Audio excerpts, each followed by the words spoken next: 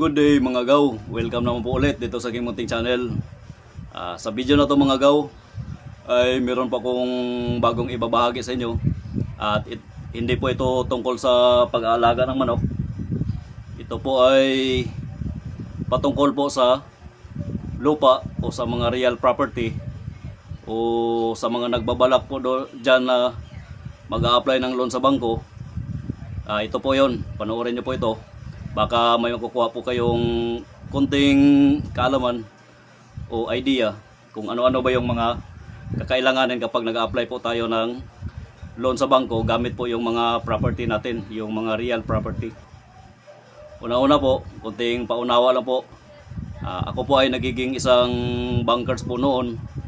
Bali, ako po ay nagtrabaho sa isang bangko, particularly isang rural bank po dito sa amin. So bago po ako nag-resign noong 2020 June ay medyo mataas-taas na po yung serbisyo ko sa bangko na pinagtatrabahoan ko. At ako po ay nakapag-serbisyo na po sa bangko ng more than 16 years. So 10 years po doon, yun po yung posisyon ko bilang isang credit appraiser o real estate appraiser. At kung bakit po ako nag-resign noong 2020 sa kasagsagan po ng pandemya ng COVID-19, dahil po yung bunso kong anak ay magto 2 years old pa lamang po nung taon na yon. So yung yaya ko dito ay nagbabalak po na mag-aasawa na, kaya siyempre binitawan na lang po namin dahil personal na reason po yon at valid na reason na din po yon. So ganun po ang nangyari. Wala akong choice, ay nag-resign ako sa bangko at yung asawa na lang ko lamang po yung nagtatrabaho hanggang sa ngayon. Ayan, yun po yung history kung bakit po ako huminto sa pagtatrabaho. So ganyan, yun po yung nangyari. So sa episode na to o sa video na to, ang tatalakayin ko po dito ay yung mga property o classification ng lupa na pwedeng tanggapin ng bangko o tatanggapin ng bangko o i-entertain upon applying the loan application. So assuming na lahat ng mga sasabihin ko dito ng mga klase ng lupa na tatanggapin ng bangko ay malinis, walang problema, ma-technical description man yan, legal description man yan, o yung actual location niya, yung mga adjoining owners, walang problema, assuming lahat na maganda po yung collateral natin. So yan, unang-una na property na tatanggapin po ng bangko o entertain ng bangko ay yung pong commercial land or commercial property. So yung commercial property naman po ay napakaganda po yung collateral. So dahil po sa classification na mataas po yung value niya, yung market value at saka yung appraisal value, saka maganda rin po yung property na yon dahil productive po yun. So income generating po yun. So yun po ay panigurado tatanggapin po yun ng bangko at i-entertain po yun ng bangko kapag yun po yung ginagamit nating collateral kapag tayo po ay nag-apply. At ang bangko naman po ay hindi po yan nag-atubili na tanggapin po yung klaseng yung commercial property na collateral nyo, dahil po least likely po na ipa-foreclose po yan ng may-ari, yung nung borrower. So yan, sure po yun. Possibility nun ay siyempre babayaran po yun ng borrower.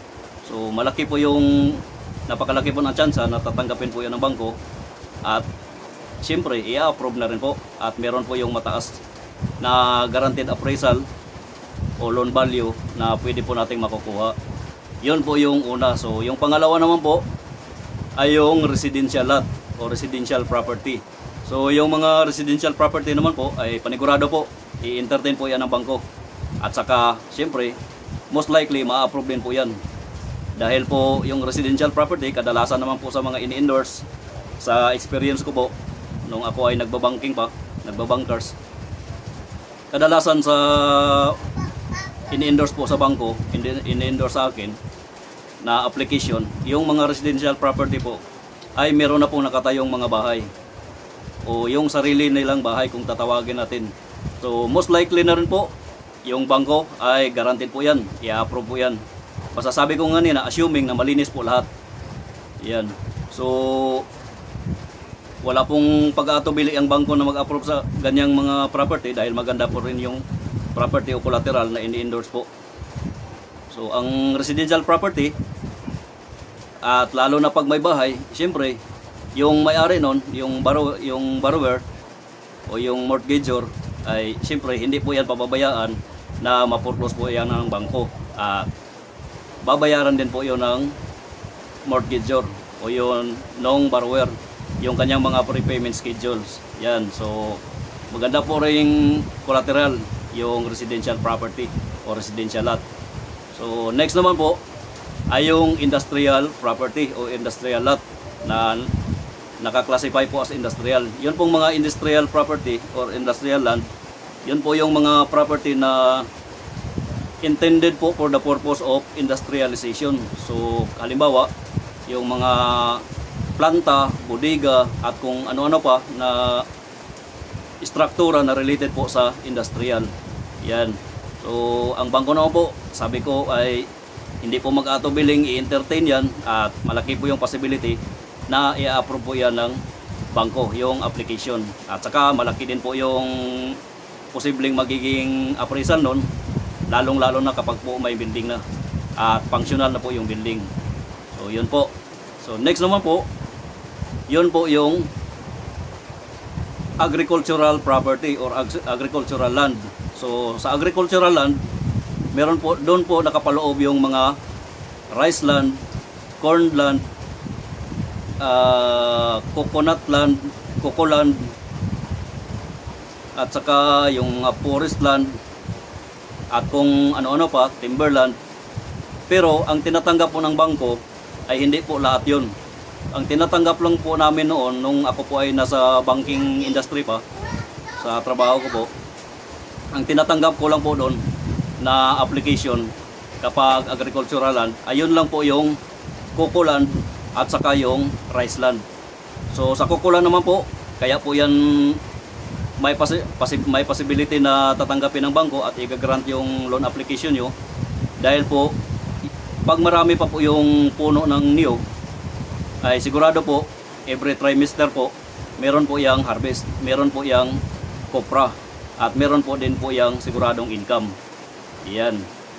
So pagdating naman po sa rice land ay siyempre lalong-lalo na kapag merong continuous irrigation, may irrigation canal, may flowing of water na continuous pong dumadaloy doon sa rice land, ay siyempre possibility po noon, sigurado po yan tatanggapin, i-entertain, at most likely ay i-approve din po yun.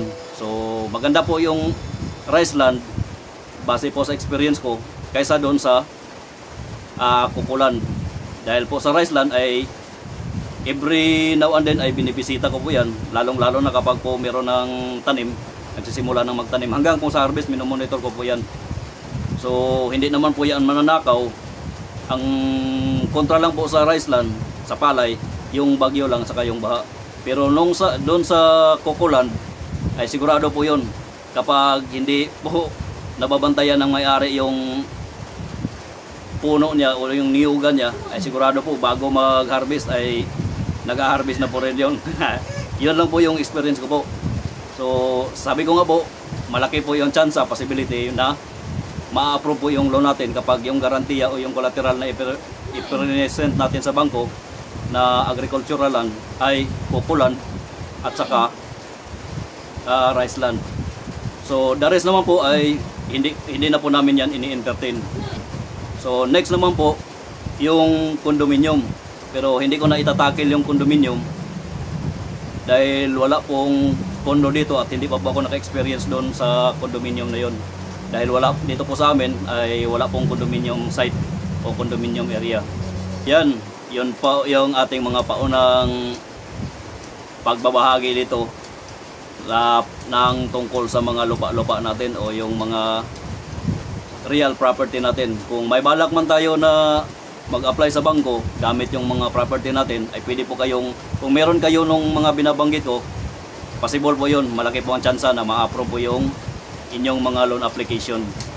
So sana naman po ay meron pa akong konting naibahagi sa inyo at maraming salamat po sa inyong panonood. Sa next episode po natin, tatalakayin po natin yung mga property na hindi po tinatanggap ng bangko. So yung mga sasabihin ko lang po ay yun lang po yung mga experience ko base po sa trabaho ko noon. Maraming salamat po.